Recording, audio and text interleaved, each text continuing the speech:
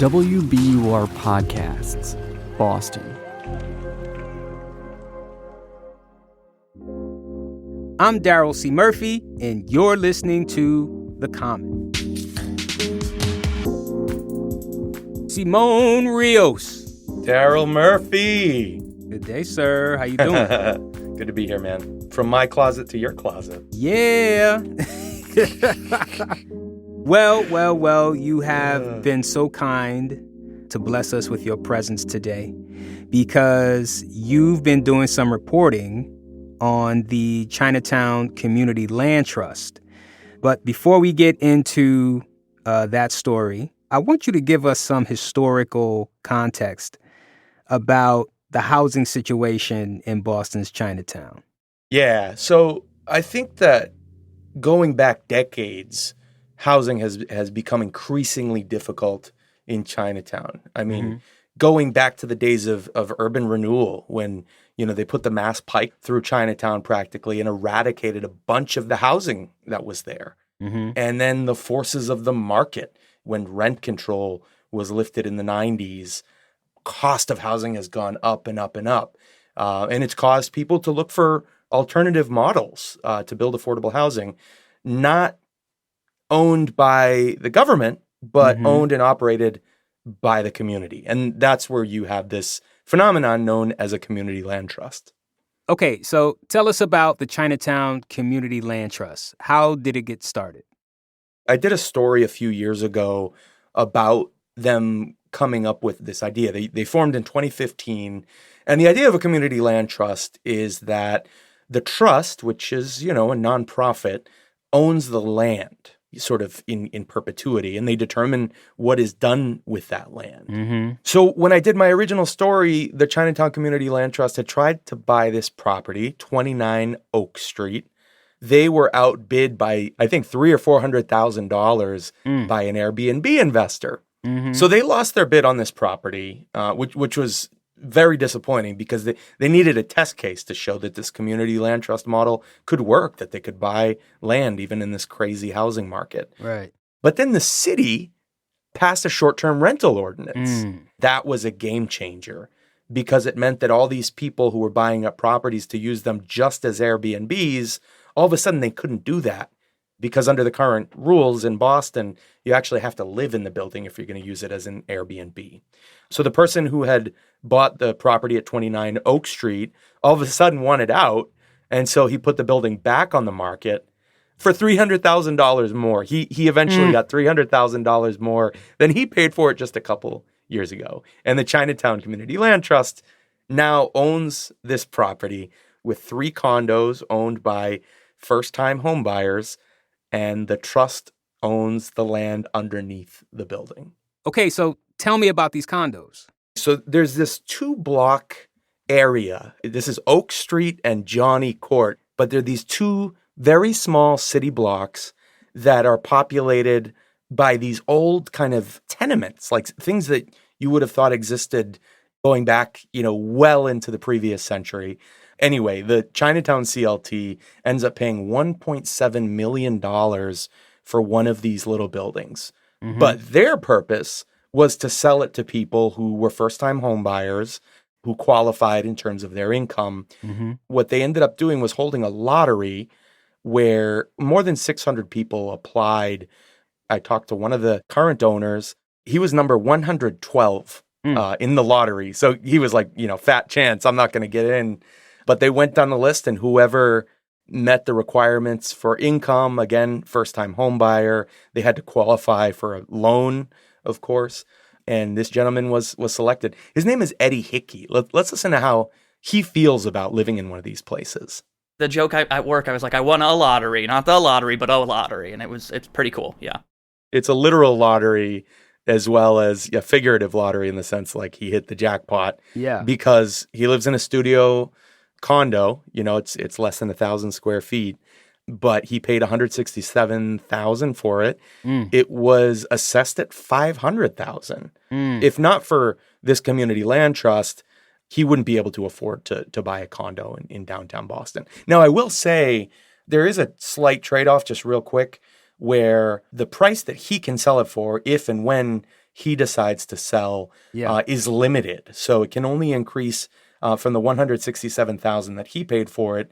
That number can only go up 3% annually, plus an additional 1% for any improvements that he makes. Okay, see, I was just about to ask you about that. Because typically people like to buy their homes, because it's kind of it's a wealth generator. Exactly. Look, I think the philosophy of the Community Land Trust is they're taking the wealth accumulation aspect out of it, like both in terms of removing these properties from the speculative market, but also in terms of, being a wealth builder in the sort of American sense of home ownership that we're taught throughout our lives, that it's all about buying a home. Mm-hmm. So he's not going to make a fortune on that. But he's paying so little money towards his mortgage compared to pretty much everybody else who has a mortgage that frees him up financially to invest in other areas, so he can put it into the stock market or do whatever else he wants with that additional money. I want to ask, does a program like this challenge the way we should be thinking about buying a house? Is it more important to have available housing than it is to buy a house and sit on it in hopes of it increasing in value, I feel like there's a larger community philosophy here. Exactly. And if you talk to people who were involved in the beginning of the Community Land Trust movement, that was exactly it. They saw that land speculation was creating such an impediment to the construction of not even subsidized affordable housing, but housing affordable to ordinary people, that they said, we have to figure out a way to prevent the price of land from increasing so much. That's all we hear about in Boston. Yes. That, among many factors, the cost of labor and the cost of everything else is the cost of land and the lack of availability of land. Mm-hmm. So it really is a rethinking of the way we approach housing in so many ways. We're going to take a quick break, but we'll be right back with more on the Chinatown Community Land Trust.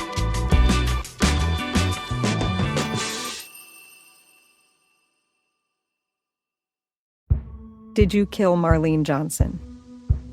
I think you're one of the first people to have actually asked. From WBUR and ZSP Media, this is Beyond All Repair, a new podcast about an unsolved murder that will leave you questioning everything. Somebody should be in jail for murdering my sister. A woman who's never been believed. As long as they think I have done this, then they're not looking for who actually did this. And that's what makes it a cold case. No, it's a botched case. And a search for the truth, once and for all. Wow, it just gets more interesting. Beyond All Repair. Listen and follow wherever you get your podcasts. Be careful. You're digging in a place that's been very peaceful for a while. Do it anyway. Dig.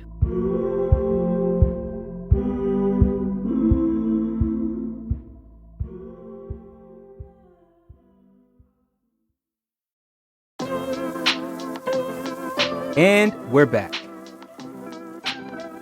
Do we have other community land trusts in the city or in the state? And what do those look like?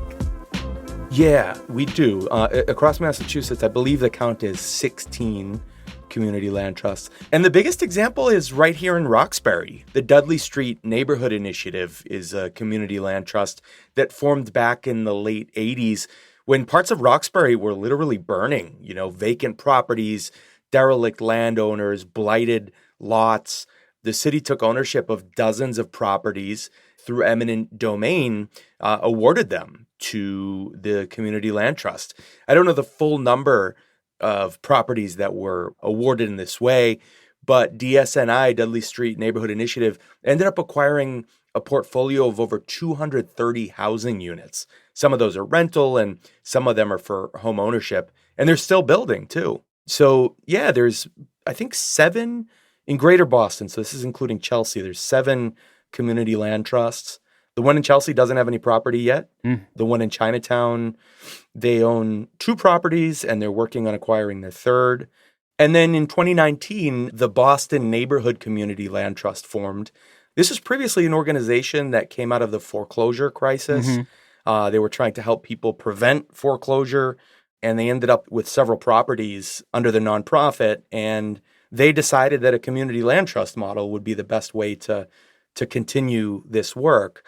And so just over the last 3 years, they've accumulated 30 units of rental housing.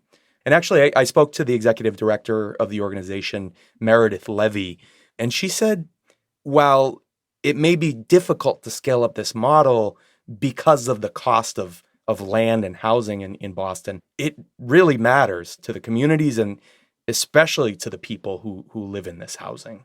The reason that I think a community land trust model is particularly strong is because it really focuses on the people who live there.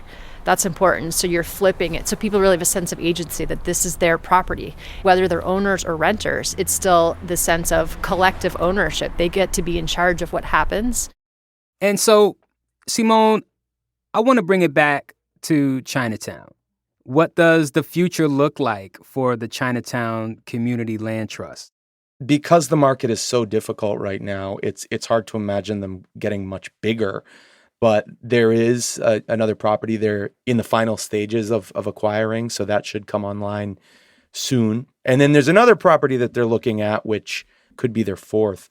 Talking to Lydia Lowe, who's the head of the Chinatown Land Trust, her sense is that things are getting better from a certain perspective in terms of, inflation, the economy, interest rates, which definitely aren't helping all aspects of the housing market.